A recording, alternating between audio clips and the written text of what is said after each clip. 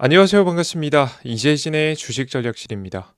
오늘 주식전략실에서 준비한 주제는 삼성전자 7월까지 갑니다. 쉽게 팔지 말고 끝까지 보세요라는 내용으로 오늘의 영상을 준비했습니다.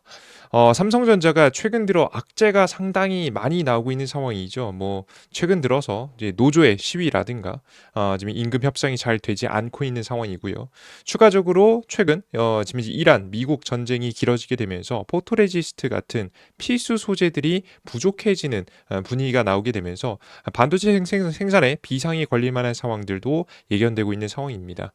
물론 해당 상황들도 다 이제 뭐 잘 해결될 가능성도 있긴 한데 아직까지는 악재가 남아 있는 만큼 우리가 삼성전자에 대한 악재는 정확히 어떤 악재인지, 그리고 언제쯤 해소될 가능성이 높아 보이는지, 그리고 추가적으로 삼성전자의 주가는 언제까지 상승할지, 지금부터 남은 성장 동력은 무엇인지 다시 한번 점검하고 가는 시간을 가져보도록 하겠습니다. 자, 일단은 여러분들께 7월까지 갑니다라고 설명드렸는데요. 7월까지만 가면 무조건 이때가 고점이고 뭐 이때부터 떨어진다 이런 얘기가 아니고요. 지금 상황을 종합해 보면 7월까지는 일단은 괜찮아 보인다라는 이야기고요. 그 이후에는 추가적으로 그때 가서 한 번 더 점검 시간을 가져보면 추가적으로 뭐 8월 달까지일지 9월 달까지일지 언제까지 상승이 나올지 어느 정도 체크가 좀 될 거라고 보고 있습니다. 지금 현재 시점에는 7월까지는 일단 괜찮아 보인다라는 생각이 좀 들어서 여러분께 정리 영상을 준비해 봤으니까요. 영상 시청하시면서 여러분들의 투자에 참고해 보시면 좋을 것 같습니다. 항상 말씀드리지만 우리는 이제 주식시장에 저도 그렇고 여러분들도 그렇고 모든 투자들이 주식시장의 그 고점과 저점을 정확히 맞출 수는 없습니다. 그렇지 않아요. 하지만 그럼에도 불구하고 높은 확률이라는 건 분명히 존재하잖아요. 여태까지 삼성전자에 대한 전망에 대해서 계속해서 이야기해 왔고 제가 다 맞지는 않았지만 삼성전자에 대한 전망 자체가 기본적으로 한 80% 정도 이상은 맞아줬기 때문에 그래도 해당 제가 분석하는 영상이 그래도 참고할 수 있을 만한 사항 정도는 되지 않을까 싶습니다. 이것도 아무것도 안 하고 그냥 마냥 올라가기만을 기도하는 투자자가 되지 말고 우리가 적어도 시장에 나와 있는 주요 뉴스는 전부 다 알고 가자는 측면에서 영상 제작을 해서 올려드리는 거니까요. 특히나 삼성전자 이야기 참고하실 때 시청하실 때 참고해 주시면 좋을 것 같습니다. 자, 그럼 본격적인 영상 진행해 보도록 하겠습니다. 자, 일단 삼성전자에 이제 다가온 악재가 무엇인지, 두 가지 악재가 무엇인지에 대해서 정확히 알고 가실 필요가 있다고 봅니다. 이 두 가지에 대해서 짚어보도록 할게요. 가장 첫 번째는 삼성전자의 파업입니다. 이 파업 이슈가 상당히 좀 커지고 있어요. 그냥 파업하는 거 아니야 라고 생각하실 수 있을 것 같은데요. 까딱 잘못하면 삼성전자의 조 단위, 20조, 30조 단위의 피해를 줄 수 있다는 이슈가 상당히 있어서 논란이 되고 있다라고 보시면 됩니다. 이거 그냥 넘어갈 만한 이슈는 아닙니다. 이제 성과급 제도 개편 등을 요구하면서 2026년도 5월 21일부터 지금 현재 6월 7일까지 총 파업을 예고했습니다. 이제 공장이 다 멈춘다라고 보시면 돼요. 노조는 현재 영업이익 기준이 불투명하며 영업이익이 세전이나 세후냐 이런 내용이 될 수 있겠죠. 연봉이 50%로 지금 현재 정해진 성과급 상한제를 폐지하고, 이게 SK 하이닉스가 이걸 폐지했는데 삼성전자는 폐지하지 않아가지고 논란이 되고 있는 겁니다. 우리도 해줘라 이런 거죠. 영업이익의 15% 45조 원을 성과급 재원으로 달라고 요구하고 있습니다. 그 영업이익의 13% 활용 및 특별 보상 형태의 대안도 현재 지금 현재 삼성 측에서는 제시했는데 13%는 안 되고 15%까지 달라고 계속해서 요구하고 있는 상황이다라고 보시면 될 것 같아요. 자, 손실 규모는 어떻게 됐냐라고 하면 물론 측정 자체가 사실 너무나도 이제 좀 예측치기 때문에 그냥 예상치 정도라고 보시면 됩니다. 노조 측 자체 추산으로는 최소 20조 원에서 30조 원, 학계 및 증권가 추산은 10조에서 최대 50조 원, 일일 손실액 같은 경우에는 약 1조 원 수준으로 추산하고 있는데요. 보시면 학계 증권가 추산이 굉장히 넓잖아요. 왜 그런 거냐면 파업이 종료된 이유, 파업 도중에만 하면 지금 한 대략 10조 정도라고 볼 수 있는데 이게 10조에서 20조 가량이라고 볼 수 있지만 이제 파업이 종료된 이후에 이 공장 가동을 멈춘다라는 건 상당히 재가동 시 리스크가 존재하거든요. 고도화된 반도체 라인, 특히 HBM 및 D램 등의 수율 회복 수율 회복이 늦어질 수가 있습니다. 수율을 회복하고 자동화 설비를 정상화하는데 추가적으로 2, 3주 기간이 더 소요돼서 피해가 눈덩이처럼 불어날 수 있다라는 분위기가 있기 때문에 보시는 바와 같이 이렇게 50골조 가량까지 손해를 볼 수 있다 보시면 돼요. 기본적으로 다 범위 자체 중위값을 찾아보면 한 뭐 2, 30조 정도의 뭐 적자가 날 가능성이 높다라고 좀 보시면 되겠죠. 이 정도가 지금 딱 이제 공교롭게도 지금 이제 삼성 전자 뭐 성과급으로 달라는 수치하고 그렇게 크게 뭐 다르지 않습니다. 그래서 요 정도 너네 우리의 말을 들어주든 아니면은 그 성과 그 협상을 하든 안 하든 결국엔 이 정도는 손해 볼 거야. 그냥 어차피 돈 나가는 거 빠르게 협상해주자라는 쪽으로 이제 계속해서 유도해주기 위해서 노조가 요런 이제 조건을 걸고 이 해당 기간 동안 적절히 정해진 기간 동안 파업을 진행하고 있는 것으로 보입니다. 근데 이제 해당 악재 같은 경우에는 역사적으로 이제 보시면 물론 삼성전자의 이제 파업이야 뭐 처음입니다. 노조가 만들어지고 파업이 처음이긴 해서 아직 뭐 역사적으로 그 이외에 뭐 다른 건 많이 없긴 하지만 케이스가 많지 않지만 일단 기본적으로 현대차의 노조의 협상의 모습을 보시다 보면 아시겠지만 일시적인 악재인 경우가 훨씬 많습니다. 뭐 결국에는 뭐 협상이 되든 안 되든 결국 일시적인 악재로 받아들이고요. 이것 때문에 주가가 엄청나게 폭락한 적은 그렇게 많지는 않아요. 결국에는 협상을 뭐 끌려가다가 협상을 하든 지금 바로 협상을 하든 협상이 결국 이루어질 가능성이 높은 이슈이기 때문에 결국에는 일시적인 악재로 인식해서 뭐 만약에 손실이 나더라도 단기적인 손실 이후에 다시 회복할 거라고 보통 보기 때문에 엄청 치명적으로 문제가 되는 중장기적인 이슈는 아니라서 물론 뭐 중장기적으로 본다라고 하면 그렇게 볼 수도 있겠지만 또 시황은 어떡하냐 볼 수 있겠지만 그건 뭐 사실상 예측할 수 없는 거고 지금 당장에 협상만 잘 이루어지면 다시 정상화되는 데는 그렇게 대단한 이슈는 아니기 때문에 보통 파업이란 이슈가 주식시장에선 그렇게 받아들입니다. 그래서 주가를 엄청나게 크게 끌어올릴 만한 악재는 아니라고 편히 생각하기 때문에 보통 주가는 크게 내리지는 않을 것이다라고 보입니다. 이해되셨죠? 참고해 보시면 좋을 것 같아요. 그래서 큰 악재는 아니다. 자, 그리고 두 번째 주식시장 측면에서 그리고 두 번째 이란과의 전쟁 장기화입니다. 이것 때문에 또 문제가 되고 있다라고 하는데 뭔 때문이냐면 이제 그 반도체를 만들 때 다양한 소재들이 예상이 필요한데요. 뭐 최근에 뭐 헬륨이 부족하다.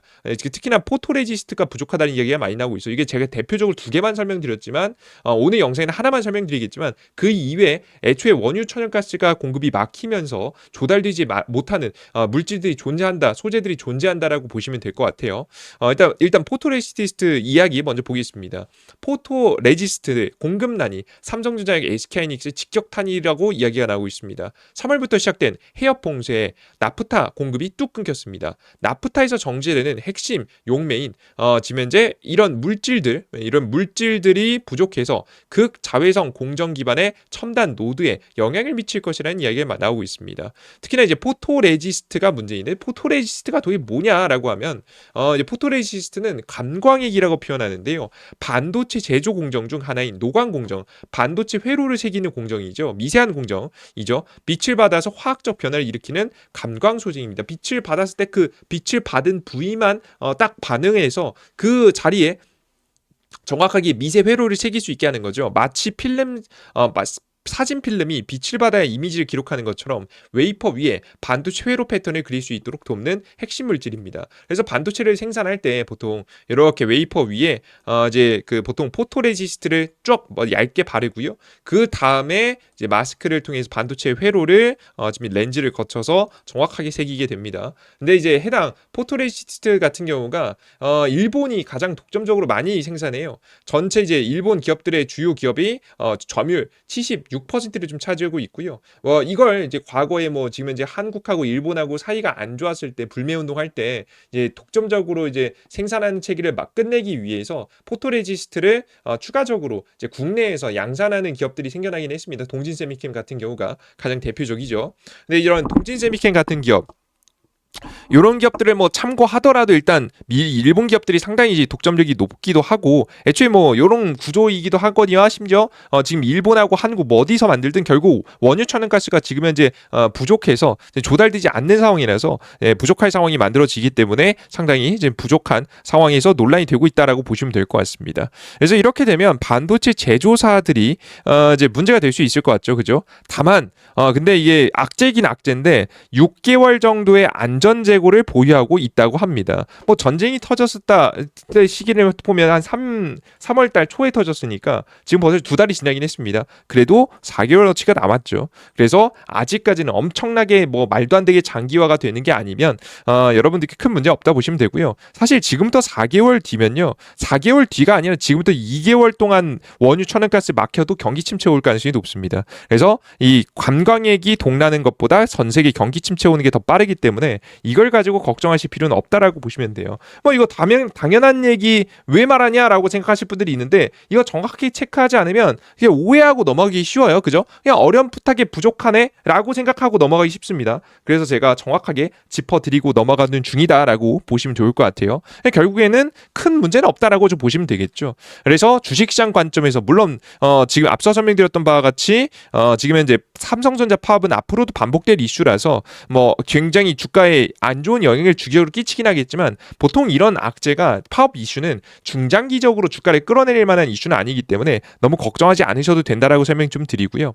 그리고 이제 완전 전면 파업이라 했는데 전면 파업이 안 될 수도 있습니다. 일부는 공장을 가동할 수도 있어요. 뭐 예를 들어 HBM 같이 타격이 심한 곳은 가동할 수도 있다라고 보시면 될 것 같습니다. 완전 전면적으로 가지는 않을 가능성이 높다라고 보고 있습니다. 그리고 이란 전쟁 장기화도 너무 이제 지금 장기화 된다라고 해도 당장에 쟁여둔 게 워낙에 많기 때문에 다양한 소재들을 조달을 일부 다른 곳에서 뭐 가져오기도 하면 6개월보다 더 버틸 가능성도 꽤나 있습니다. 그래서 너무 큰 걱정하지 마시고 지켜보시면 되지 않을까 싶어요. 오히려 근데 이런 상황에도 불구하고 끝까지 보유해야 된다고 봅니다. 저는 지금부터 시작해서 5월달, 6월달에 시장이 좀 특히나 6월달엔 흔들릴 수 있다고 보거든요. 왜냐하면 시장이 유동성이 부족해지기 시작했고 미국의 지금 이제 주요 유동성 지표들을 싹 다 체크해봤을 때 미국 TCA 잔고부터 지급준비금 그리고 이제 미국의 이제 QRA 여태까지 발표된 QRA 뭐 그리고 앞으로 나오게 될 다양한 정책들 그리고 미국 트럼프 대통령이 지금 이제 환급해줘야 될 관세 환급 이런 문제들이 다 겹쳤을 때 6월까지는 유동성이 부족하거든요. 그래서 증시가 전체적으로 흔들리거나 약간 하락할 가능성이 높습니다. 그때 삼성전자도 같이 내릴 가능성이 높은데 그럴 때 너무 쫄지 말고 잘 가져가셔야 된다라고 말씀드려요. 그 이유를 여러분들께 자세히 설명드릴게요. 왜 그런 것이냐라고 하면 저는 결국에는 삼성전자의 매출 영업이익 성장이 결국에는 2분기, 3분기까지는 이어질 가능성이 높다라고 보고 있기 때문입니다. 자, 화면에 보이시는 것은 이제 삼성전자의 매출 영업이익 성장률이요. 이거 제가 만들었던 제 유튜브에서 캡처해내고 그 화질이 좀 안 좋긴 한데 분기별로 나누는 겁니다. 이게 뭐냐면 이제 하늘색이 영업이익 성장률이고요. 이 초록색이 매출 성장률이라고 보시면 됩니다. 근데 여기서 중요한 건 뭐냐면 결국에는 매출 영업이익 성장률이 계속 성장이 나올 때는 주가가 멈추지 않고 계속 상승한다는 겁니다.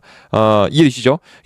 근데 이런 성장치가 꺾여 내려가기 시작하면 전년 대비해서 성장치가 꺾여 내리기 시작하면 그때부터 주가가 고점을 형성하는 경우가 많아요. 이해되시죠? 그래서 보통 이런 경우가 고점이다. 역사적으로 삼성전자의 이제 주가 패턴을 간단하게만 여러분에게 찾아보셔도 이 구간이 완벽한 고점 구간이라는 걸 보실 수가 있어요. 정확하게 얼마가 가격이 고점이다. 이건 정확히 알 수 없습니다. 그럼 신도 아니고 그거 모릅니다. 하지만 고점 부근은 분명히 알 수 있습니다.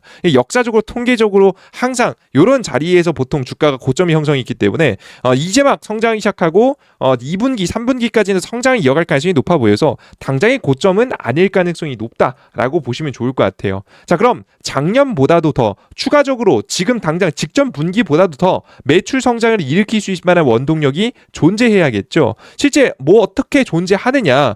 존재합니다. 이제 어디에서 존재하냐? 가장 첫 번째 다음 HBM에서 이제 매출이 극적으로 발생할 가능성이 높습니다. 원래 지금 2026년도 1분기까지는요. 범용 반도체 가격이 상승하면서 매출 영업이익을 끌어올렸습니다. 삼성전자의 매출 영업이익을요. 이 덕분에 앞서 보셨다시피 대폭 상승한 건데요. 근데 최근 들어서 이 2분기, 3분기로 넘어오기 시작하면서 범용 반도체 가격의 상승세는 좀 멈췄어요. 좀 눌렸다가 다시 이 정도의 위치에 있다라 보시면 될 것 같고요. 범용 반도체 가격입니다. 크게 오르지 않아서 범용 반도체 가격 요걸로 매출 영업이 더 날 것 같지는 않고 어디서 날 거라고 보이냐면 HBM 쪽에서 날 거라고 봅니다. 왜? 어디서? HBM4 그리고 HBM3 2의 양산도 잘 자리 잡았고요. HBM4에서 매출이 더 많이 나오게 되면서 자연스럽게 성장에 대한 기대감이 아직 남아있는 상황이라고 보시면 돼요. 기존에는 범용 디램 메모리 낸드 플래시가 상승하면서 매출 영업이익 상승을 주도했는데 1분기 혹은 1분기 지나고 1분기부터 반도체 가격 상승세가 지지부진하기 시작하면서 이렇게 멈춰있다라고 설명드렸죠. 그래도 상승 추세에 들어가긴 했습니다. 나쁘진 않아요. 그런데 이 상황에서 매출이 더 나기 시작한 건 2, 3분기 HBM 매출이 시장을 주도하면서 지금 현재 전년 대비 매출을 끌어올릴 가능성이 높습니다. 자, 실제 이제 얼마나 더 많이 날 것 같냐 보면 간단히 인공지능 개화로 촉발된 메모리 수요 강세가 고도형 메모리를 넘어서 디램까지 확산되면서 2분기 실적 개선세는 뚜렷해질 것으로 보이는데 특히나 HBM이 기대가 됩니다.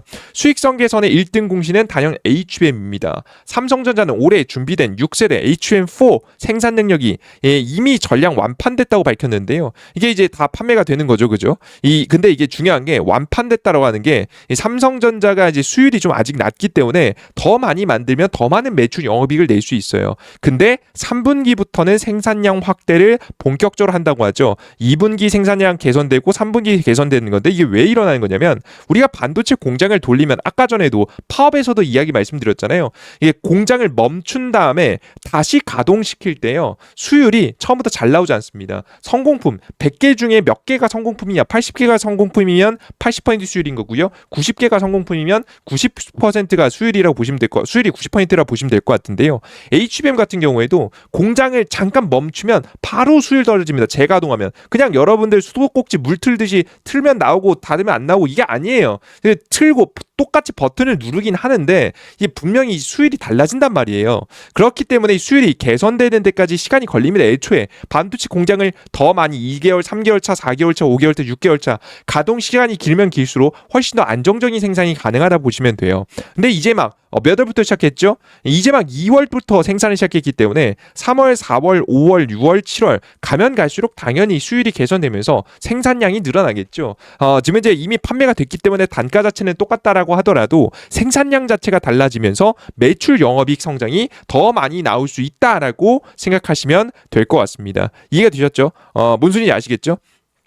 그리고 만약에 2분기에 파업 때문에 문제가 생긴다라고 하더라도 이제 5월달, 6월달 공장 가동 멈춘다고 하니까 그래도 이 3분기에는 매출 영업이익이 폭발적으로 다시 한번 오를 만한 시기가 다가옵니다. 그래서 3분기까지는 그래도 긍정적으로 바라볼 수 있지 않을까라는 생각이 좀 들고 있는 거예요. 업계에 따르면 HBM4 가격은 지금 현재 100만 원, 대략 700달러로 5세대인 HBM3E보다 33%가량 높게 형성돼 있고 올해 2분기 첫 고객사 샘플을 공급을 앞둔 이 7세대 HBM4E는 지금 현재 200만 원 정도의 선을 거론이 되고 있습니다. 확실히 이제 비싼 HBM을 많이 만들어서 판매를 하면 할수록 돈이 더 많이 벌리니까 지금 딱 2, 3분기까지는 괜찮다라는 좀 신호가 좀 될 수 있겠죠. 그래서 상당히 2, 3분기까지는 괜찮을 것 같다는 생각이 좀 계속 듭니다. 자, 그리고 이 두 번째 파운드리 호황인데요. 이게 파운드리 호황이 상당히 좀 괜찮아 보이는데 파운드리 증설 기대감이 최근에 돌고 있습니다. 미국 텍사스 테일러 공장에 장비 반입식을 성공적으로 마쳤으며 예정대로 올해 가동 및 내년 양산 개시를 목표로 하고 있습니다. 실질적으로 추가적인 매출 영업이 개선이 일어날 수 있을 만한 시기인데요. 선단 공정 라인 가동률이 최고 수준에 도달했다며 이미 이제 어느 정도 만들어 놓은 게 4나노 공정으로 만든 6세대 HBM4의 베이스 다이 공급이 증가해서 실적 개선이 이뤄질 전망입니다. 그리고 글로벌 수주 고객들 논의를 병행하면서 테일러시 두 번째 팹 구축을 위한 초기 검토를 진행 중이라고 해요. 수주가 너무 잘 들어오니까 자연스럽게 두 번째 공장을 만드는 준비를 할 정도로 제대로 지금 이제 반도체 시장을 생산을 좀 지배하고자 삼성전자가 나아가고 있다 보시면 됩니다. 근데 이게 삼성전자가 대단히 기술이 대단해서 지금 현재 했다라기보다는 어떤 느낌이 좀 강하냐면 미국 본토 생산을 좋아하는 미국 정부의 눈치를 보다가 미국 본토 안에 삼성전자가 공장을 만들어 놨으니까 삼성전자에게 맡기는 모습이에요.